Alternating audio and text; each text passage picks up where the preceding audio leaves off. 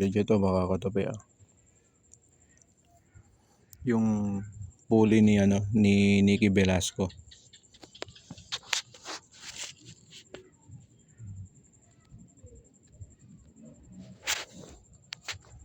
Ano yan? Excuse me po. Ano to? Isang washer lang nakalagay dyan. And then, tignan mo yung ano niya.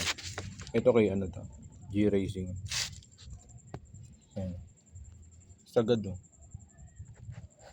Ito yung mga katabi.